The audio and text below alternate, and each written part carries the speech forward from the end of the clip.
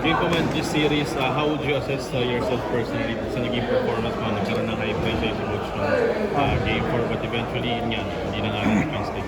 Sobrang, para sa akin, sobrang kulang pa. Kumbaga, nagkaroon ako ng magandang game ng game 4. Tapos game 5, sama ng first half. So, fourth quarter lang maganda sa akin. So, kailangan kong masustain yung gano'n para makatulong ako sa team.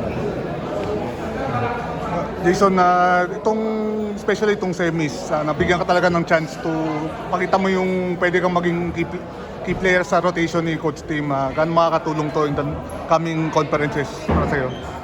So, syempre nabigyan ako ng confidence. Tsaka, nakita ko kung ano mga kailangan ko pang improve. Baga, learning ano to sa akin. How will this loss to San Miguel motivate you? Yun nga, Siyempre, dagdag gigil yun na makabawi kami. Pangalawang best na to eh. Ang tagal na namin din nag-champion. So, congrats.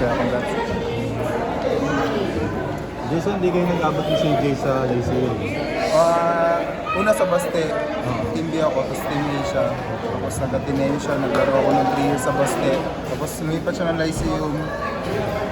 Lumipat din ako Lyceum, pero last year niya na, nagre-residency ako. Pero kuya-kuyahan ko yun. Simula nung nasa Baste kami. Ano lang na ano mo dun sa game niya today? Grabe yung first quarter. Ingat ko yan, grabe yung first quarter niya. Sobrang grabe. Hindi nagmintis. Sobrang galing. Deserve din talaga nila. Jason, thank you.